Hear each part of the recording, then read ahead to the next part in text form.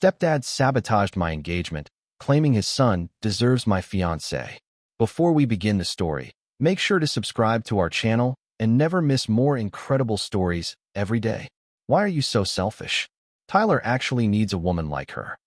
My stepdad, Greg, spat those words at me with genuine, unmasked venom in his eyes. He wasn't joking. He wasn't drunk. He was deadly serious, staring me down in my own living room. I remember standing there, the blood rushing in my ears, staring back at the man who had spent the last 20 years treating me like an inconvenient stain on his perfect family portrait. But this time, he wasn't just insulting my career or my clothes. He was coming for the one thing in my life that mattered most, my fiancée, Chloe. Chloe is incredible. She's 27, a senior architect at a top firm, fiercely intelligent, and possesses a kindness that I frankly don't feel I deserve. We had been engaged for exactly 3 months when the nightmare truly began. Those first few weeks were pure bliss. We were planning a life together, looking at houses, talking about our future. I finally felt like I had built a sanctuary away from the toxic environment I grew up in. Chloe has this infectious laugh that lights up a room. She's driven and compassionate. When I put that ring on her finger, I felt like the luckiest guy alive. I felt completely safe. But Greg couldn't stand it. He couldn't stand that I had one, in a way his biological son, Tyler, hadn't. You see, Greg had always believed his bloodline was destined for greatness, while I was just the unfortunate baggage my mother, Susan, brought into their marriage. Tyler was 26, still living at home, bouncing between startup ideas funded entirely by Greg's wallet. He was lazy, entitled, and completely lacking in real ambition. What I didn't realize until it was almost too late was that Greg wasn't just passively jealous. He had actively decided that Chloe was too good for me and perfectly suited for his golden boy. Have you ever watched someone try to rewrite your reality and dismantle your entire life? It's a terrifying, disorienting experience. I stood to lose the woman of my dreams, my sanity, and the future I had fought so hard to build. I thought the worst he could do was make snide remarks at Thanksgiving. I thought the distance between my apartment and their house was a strong enough shield. I had absolutely no idea he was plotting to destroy my engagement from the inside out. To understand Greg's audacity, you have to understand the nightmare of growing up in his house. My mom, Susan, married Greg when I was 8. Greg already had Tyler, who was 6 at the time. Almost immediately, the dynamic was permanently set in stone. Tyler was the prince, and I was the peasant living in his castle. My mom, desperate to keep the peace and maintain her comfortable new suburban lifestyle, just turned a blind eye to it all. It started with small things. If Tyler broke a window, I was blamed for leaving the baseball out. If I got an A on a test, Greg would say, "Grades don't measure real-world intelligence, Mark. Tyler has street smarts." It was a constant, exhausting psychological campaign to ensure I always knew my place, which was dead last. When we became teenagers, the disparity grew massive. For my 16th birthday, I got a firm handshake and a lecture about getting a part-time job to pay for my own bus pass.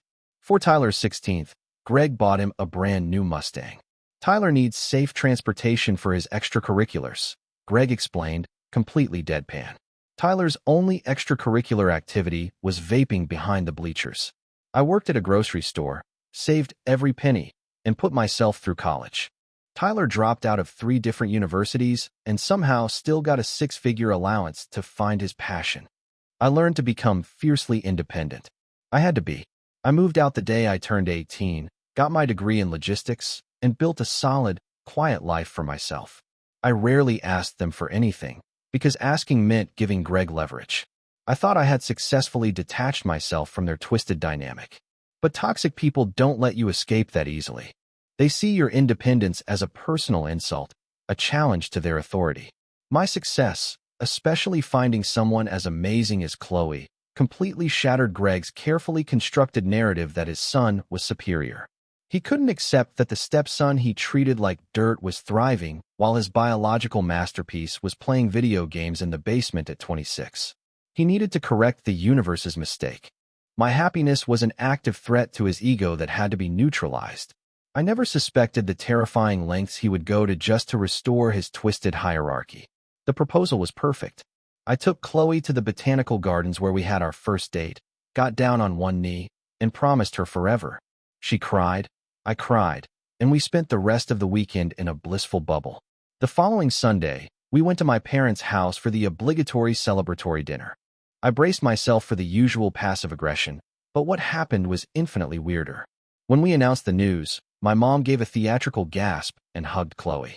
Tyler barely looked up from his phone, muttering a half-hearted cool. But Greg? Greg went completely silent. He stared at Chloe's ring for a long, uncomfortable moment, his jaw tight. He didn't offer congratulations. He didn't even smile. Finally, he poured himself a glass of scotch, leaned back, and looked directly at his son. Well, Tyler, Greg said, his voice carrying clearly across the dining room. Looks like you need to step up. You need to find a woman exactly like her. She's exactly what this family needs. He didn't say exactly like Chloe. He said exactly like her, while pointing his glass right at my fiancé. Chloe shifted uncomfortably, laughing it off as an awkward dad joke. I squeezed her hand under the table, my stomach tying itself into a tight knot. Later that evening, while Chloe was helping my mom in the kitchen, Greg cornered me by the coat rack. She's a high earner, Mark, he whispered, stepping uncomfortably close into my personal space. She has sophisticated tastes. Do you really think a mid-level logistics manager is going to keep a woman like that satisfied long-term? Tyler is an entrepreneur. He understands her world. I shoved past him, telling him to keep his delusions to himself. I tried to shake it off as just another classic Greg moment of unhinged favoritism. I told myself he was just bitter and pathetic. But over the next few weeks, that brief conversation began to feel less like an insult and more like a declaration of war. He wasn't just putting me down, he was planting a flag. That sick, sinking feeling in my gut was my intuition desperately trying to warn me. The strange comments were just the prelude to a meticulously calculated campaign of absolute sabotage. The wedge began slowly, with things so small they felt like innocent accidents. About a month into our engagement, Chloe and I were supposed to meet Greg, my mom, and Tyler for brunch. Chloe had an important morning meeting with a client, so I told my mom we'd meet them directly at the restaurant at 11 a.m. At 10:15, my phone buzzed. It was a text from Greg, venue change. Mom wanted Italian. Meet at Luca's at 11:30 instead. I texted Chloe the update. When I arrived at Luca's at 11:30, nobody was there. I called my mom. Mark, where are you? She asked, sounding annoyed.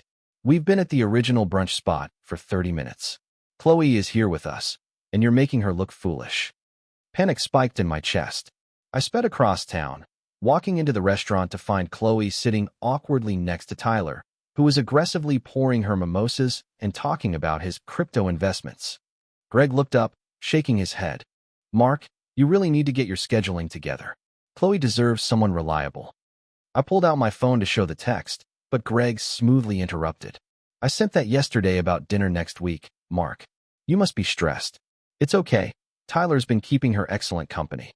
I looked at my phone. The text was from yesterday, but I could have sworn it popped up as new that morning. Had I misread it? Chloe looked exhausted and a little annoyed with me. It's fine, Mark, just sit down, she sighed. Over the next 2 weeks, these miscommunications multiplied. Mail meant for Chloe at my parents' house, some early wedding brochures, magically got lost, only for Tyler to personally hand-deliver them to her office under the guise of doing her a favor. Then, Tyler started showing up uninvited to places we frequented. We'd be at our favorite coffee shop, and suddenly Tyler would stroll in, pulling up a chair and dominating the conversation. He started liking every single one of Chloe's old Instagram photos. It felt like I was losing my mind, watching this invisible net tightening around us. I knew they were doing this on purpose, but I couldn't definitively prove a single piece of it. The psychological warfare escalated quickly, moving from inconvenient accidents to targeted gaslighting. Greg started requesting private lunches with Chloe, claiming he wanted to get to know his future daughter-in-law better. Chloe, always trying to be the peacemaker, agreed to one. When she came home, she looked deeply unsettled. She sat on the edge of our bed, twisting her engagement ring. Mark, she started hesitantly. Greg mentioned today that you have a history of backing out of major commitments. He said you broke off a lease once and left a girl stranded. Is that true? My blood boiled. I had broken a lease 6 years ago because my roommate stopped paying rent, not a girlfriend. Chloe, that's a complete lie, I said, my voice rising. He's twisting reality. She looked defensive. Well, he seemed genuinely worried about me. He said Tyler is the only one in the family who actually follows through on things. Simultaneously, Greg was planting seeds in my head. During a family barbecue, he pulled me aside. You know, Mark, I saw the way Chloe was looking at Tyler by the pool. She's a smart girl. She knows Tyler has the family inheritance coming. Just be careful. I knew it was garbage, but the constant whispering started to fray my nerves. That night, Chloe and I had our first major, screaming fight. I accused her of entertaining Tyler's obvious flirting. She accused me of being intensely paranoid and insecure about my family. We went to bed in different rooms for the first time ever. The next morning, the silence in our apartment was deafening. Greg's poison was working perfectly. He was orchestrating friction, making me look erratic and insecure while positioning Tyler as the stable, wealthy alternative. Have you ever watched someone try to rewrite your reality while you scream that the sky is blue? It makes you doubt your own sanity. I realized that if I didn't get a grip and find out exactly what Greg was doing, I was going to lose the woman I loved to a phantom narrative. I decided to stop reacting emotionally and start observing them like a hawk. I needed solid, irrefutable proof that this was a coordinated attack on my relationship. My suspicion finally ignited into outright certainty thanks to a careless mistake and a canceled florist. It was a Tuesday evening. Chloe was at the gym, and I was at my parents' house helping my mom fix a jam printer. Tyler strolled into the kitchen to grab a protein shake. I froze. He was wearing a highly specific, vintage band t-shirt, a shirt Chloe had bought at a concert years ago. She had been tearing our apartment apart looking for it last week, genuinely upset because she thought she lost it at the laundromat. Nice shirt, Tyler, I said, keeping my voice dangerously level. Where did you get it? He smirked, taking a sip of his shake. Oh, Chloe left it here last time she visited. She told me I could keep it since it fits me better anyway. My vision tunneled. Chloe hadn't been to their house without me in weeks, and she certainly wouldn't give away her favorite shirt. He had stolen it. He was collecting trophies. Before I could explode, my phone rang. It was the boutique florist we had booked for the wedding. Hi, Mark. I'm just calling to confirm the cancellation of your retainer, the owner asked. My heart dropped. Excuse me? What cancellation? The owner sighed. A man called yesterday, identified himself as the father of the groom, Greg, and said the wedding was permanently called off.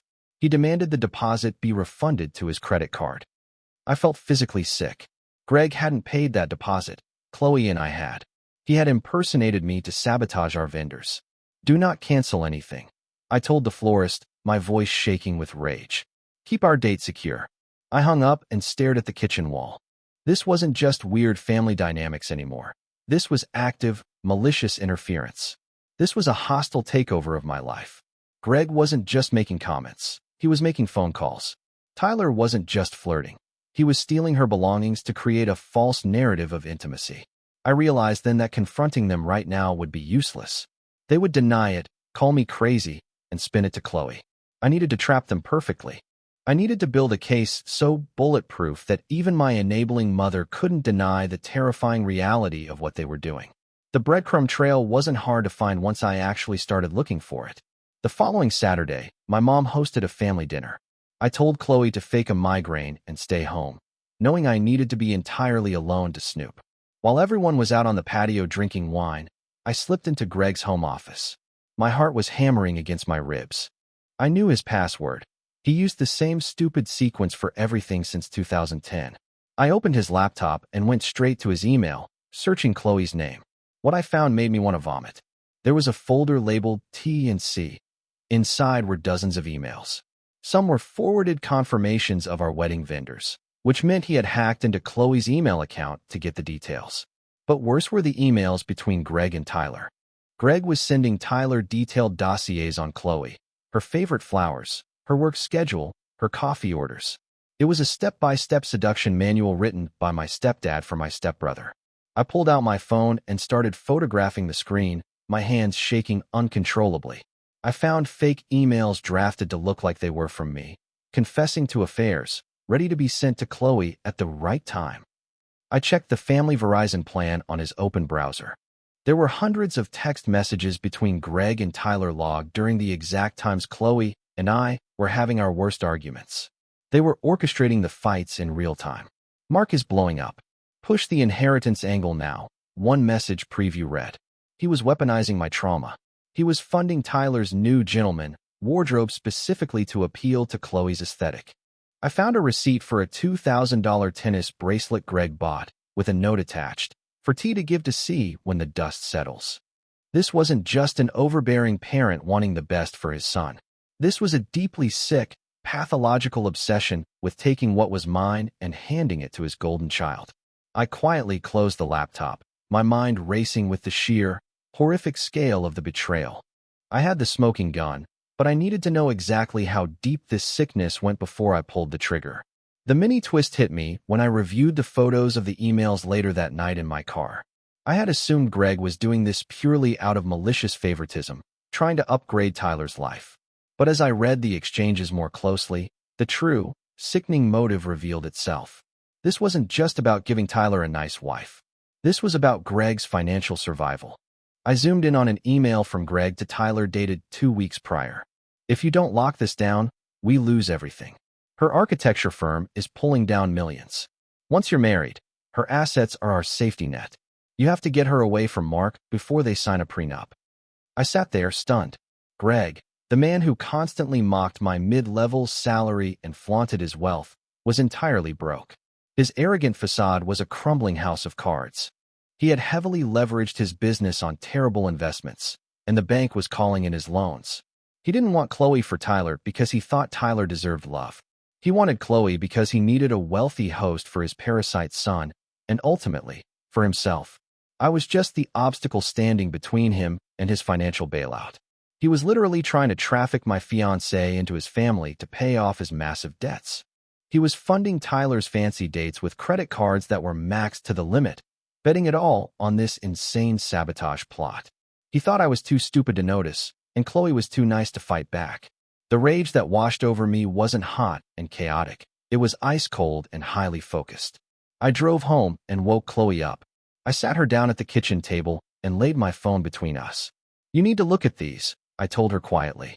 She rubbed her eyes, confused, but as she scrolled through the photos of the emails, the vendor cancellations, and the financial desperation, her expression morphed from sleepiness to absolute horror.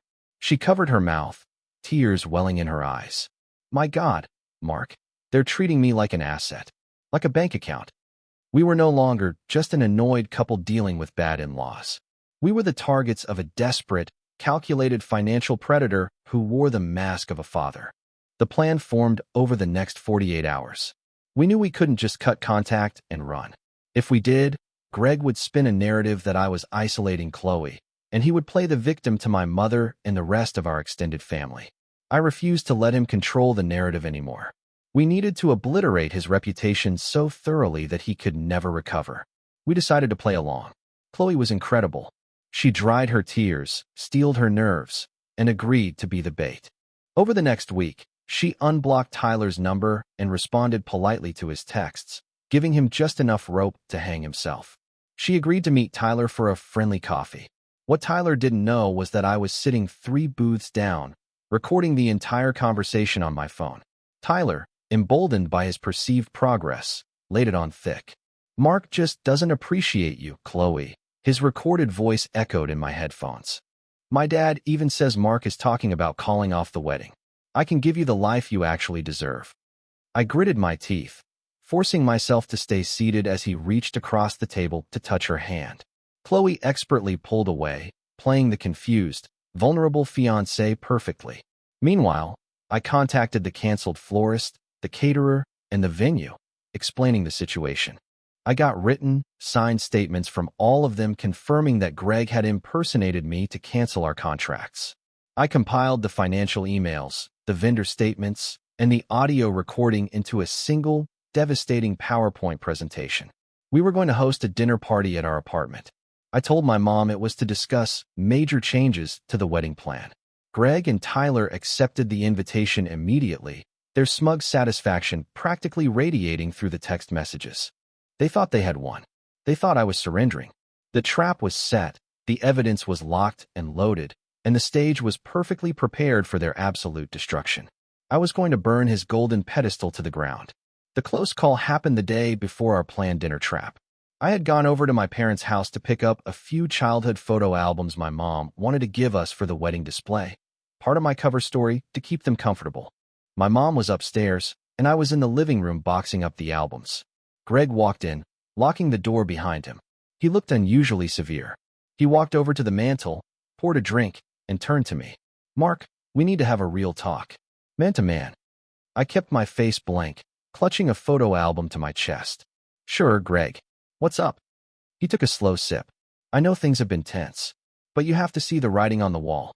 Chloe is slipping away. She's stressed, she's unhappy, and frankly, she's finding comfort where she feels secure." He meant Tyler. He was looking me right in the eye, telling me to abandon my fiancé. "I'm offering you a clean exit," Greg continued smoothly. "Call off the wedding. I'll cover the lost deposits. I'll even give you 20 grand to start fresh somewhere else. Let her go before you embarrass yourself completely." He pulled a checkbook from his breast pocket and tapped a pen against it. He was trying to buy me out of my own life. A sick wave of adrenaline hit me. He suspected I was catching on, and he was trying to accelerate the timeline. If I reacted with anger, he would know the trap was coming. If I rejected it too quickly, he might panic and try something drastic with Chloe. I forced my shoulders to slump. I looked down at the floor, playing the role of the defeated, broken stepson perfectly. I need to think about it, Greg. Tomorrow night. We'll announce everything tomorrow night at dinner." Greg smiled, a chilling, triumphant, utterly predatory smile. He patted my shoulder, a gesture that made my skin violently crawl. "Good boy, Mark. You're finally making a smart business decision." I walked out of my car, my hands shaking so hard I could barely get the key in the ignition. He had just handed me the final, damning piece of the puzzle. He had tried to bribe me to abandon the woman I loved. I couldn't wait to see his face when he realized he had walked directly into his own slaughter. The trap was executed perfectly. Friday night arrived, and the tension in our apartment was thick enough to cut with a knife. I had arranged the living room deliberately, pointing all the chairs toward the large flat-screen TV on the wall. Chloe was in the kitchen, pouring wine with unnerving calmness. The doorbell rang at exactly 7 p.m. I opened it to find Greg, my mom, and Tyler. Greg was wearing a tailored suit, looking like a CEO closing a merger. Tyler had gelled his hair and was wearing an expensive cologne that smelled strongly of desperation. They walked in, exuding absolute arrogance. My mom looked nervous, clearly sensing the weird energy. "So," Greg said, clapping his hands together as he took the center seat on the sofa. "Mark said there are some major changes to the wedding plans. We're all ears, son." He shot a knowing, victorious look at Tyler. Tyler smirked at Chloe, who stared back at him with dead, empty eyes. "Yes," I said, walking to the front of the room and picking up the remote control. "Major changes. In fact, we've decided to alter the entire guest list based on some recent developments." I clicked the remote. The TV screen flashed to life. The first slide wasn't a wedding venue. It was a massive, high-definition screenshot of the email Greg had sent Tyler. "Once you're married, her assets are our safety net." The room went dead silent. You could have heard a pin drop. Greg's smug smile vanished instantly, his face draining of all color. Tyler squinted at the screen, his brain struggling to process what he was looking at. My mom leaned forward, adjusting her glasses. "Mark, what is this?" she asked, her voice trembling. "This, Mom," I said loudly, my voice echoing in the quiet apartment, "is the truth." I clicked the remote again, bringing up the audio file of Tyler harassing Chloe at the coffee shop. I pressed play, and Tyler's sleazy, manipulative voice filled the room, bragging about how I was going to cancel the wedding. Tyler visibly shrank back into the sofa, his eyes darting frantically toward the door. I looked directly at Greg, whose jaw was clenched so tight I thought it might shatter. "You wanted a business transaction, Greg?" I asked softly. "Well, consider your contract permanently terminated." I clicked to the next slide, ready to drop the absolute heavy artillery. The big reveal was brutal and systematic. I didn't let them speak. I just kept clicking the remote. Next slide. The signed statements from the florist, the caterer, and the venue coordinator confirming Greg had impersonated me to cancel our wedding. Identity theft, Greg, I narrated coldly. A federal crime. Next slide. Screenshots of the maxed-out credit card statements he used to fund Tyler's little seduction campaign, followed by the bank notices demanding repayment on his failed business loans. My mom gasped, clutching her chest. Greg, you said the business was fine. You said we had millions. Greg finally snapped. He leapt off the couch, his face purple with rage. Shut it off. He screamed, lunging for the TV. I stepped squarely in his path. Don't touch my property. I warned, my voice dangerously low. You're pathetic. Greg spat, pointing a shaking finger at me. You think you deserve her? You're a glorified delivery boy. Tyler is a visionary. He's my blood. He deserves the best, and you are nothing but an obstacle. His mask was completely shattered. The polite, wealthy suburban father was gone, replaced by a raving, desperate narcissist. Tyler, seeing his father lose control, tried to play the victim. Chloe, I was just trying to help you, he whined, reaching out a hand toward her. Chloe stood up from the kitchen island, her eyes blazing with absolute disgust. Don't you ever speak to me again, she said sharply. You are a disgusting, lazy parasite, and your father is a fraud. My mom was sobbing hysterically now, rocking back and forth on the couch. Why, Greg? Why would you do this to Mark? To us? She cried. Greg ignored her, glaring at me with pure hatred. You think you've won? He sneered. I'll ruin you. I'll tell everyone she's a whore and you're a psycho. I smiled, pulling my phone from my pocket. Go ahead. Because I forwarded this entire presentation to the extended family group chat, your business partners, and your country club board 10 minutes ago. Greg's eyes widened in sheer, unadulterated terror. He pulled out his phone, his hands shaking so violently he dropped it on the floor. The screen lit up with dozens of incoming messages. The complete and total destruction of his life had officially begun. The fallout was pure, unadulterated chaos. Greg scrambled to pick up his phone, staring in horror at the flood of angry texts from his business partners and relatives. His carefully curated, wealthy patriarch image was burning to the ground in real time. You little bastard, he hissed at me, taking a threatening step forward. I didn't flinch. I just pointed firmly to the front door. Get out of my house. Now, before I call the police and show them the evidence of your identity theft. Greg looked at Tyler, expecting his golden boy to back him up. But Tyler was a coward. Realizing the money was gone and the scam was exposed, Tyler bolted for the door without a word, abandoning his father entirely. Greg stood there for a second, his chest heaving, looking around at the ruins of his grand plan. He stormed out, slamming the door so hard the pictures rattled on the walls. That left my mom, still sitting on the couch, weeping into her hands. I sat down across from her. I wanted to feel sorry for her, but I was just exhausted. Mom, I said gently but firmly, you have to leave too. She looked up, her mascara running down her face. Mark, please. He's sick. He didn't mean it. We can fix this. Even now, after seeing undeniable proof of his abuse and financial ruin, she was trying to protect him. She was trying to drag me back into the cycle. No, Mom, I replied, standing up. He meant every single bit of it. And you let him treat me like garbage for 20 years. I'm done playing second place to his delusions. She begged. She cried. She promised to leave him, but I knew she wouldn't. I walked her to her car, hugged her stiffly, and watched her drive away back to the monster she chose over her son. I walked back into my apartment and locked the deadbolt. Chloe was sitting on the floor, leaning against the wall, taking a deep, shaky breath. I sat down next to her and pulled her into my arms. We sat in silence for a long time, listening to the quiet of our own home. The cancer had been successfully excised from our lives, but the surgery had been incredibly bloody. The hardest part wasn't exposing them. It was realizing I had no family left. I knew tomorrow would bring a tidal wave of drama, but for tonight, I just needed to hold the woman who stood by me through the darkest manipulation imaginable. The healing process required absolute, scorched earth boundaries. The next morning, my phone blew up. Relatives I hadn't spoken to in years were calling, demanding explanations.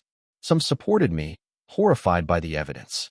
Others, poisoned by decades of Greg's manipulation, accused me of forging the documents to frame him out of jealousy. I didn't engage. I sent one final mass text stating that anyone who contacted us on Greg or Tyler's behalf would be immediately blocked, and then I changed my phone number entirely. We upgraded the security system on our apartment and informed Chloe's office building about Tyler, ensuring he was barred from the premises. A week later, I received a tearful voicemail on my work phone from my mom. She told me the bank had foreclosed on their house. Greg was facing fraud charges from his business partners, and Tyler had moved into a cheap motel, furious that his allowance was cut off. She begged me for a loan. It broke my heart, but I said no. Sending her money meant sending Greg money. I had to permanently sever the rotting limb to save myself. Chloe and I went into intensive couples counseling. The betrayal had left deep scars. We had to relearn how to trust our own reality after months of coordinated gaslighting. We learned how to communicate without the defensive walls I had built during my childhood. It was hard, painful work, but it bonded us in a way I didn't think was possible. We resumed our wedding planning, but this time, it was entirely on our own terms. We fired the vendors Greg had contacted, hired new ones, and password-protected every single account. We slashed the guest list from 200 obligatory family members to 50 of our closest, truest friends. The anxiety of expecting an attack slowly began to fade, replaced by a fierce, protective peace. I was no longer the discarded stepson fighting for scraps of affection. I was a man defending his family, the family he chose, not the one he was forced into. As the wedding day rapidly approached, I felt a profound sense of victory, knowing that Greg's desperate attempt to destroy me had actually made me unbreakable. I just had to make it down the aisle without any final surprises. The wedding day was the most beautiful, peaceful day of my entire life. We got married on a cliff overlooking the ocean, surrounded only by people who genuinely loved and supported us. There was no Greg making passive-aggressive speeches. There was no Tyler trying to steal the spotlight. Even my mom wasn't there. She had chosen to stay with Greg through his bankruptcy hearings. It hurt, but looking at Chloe in her white dress, smiling brighter than the sun, I knew I had made the right choice.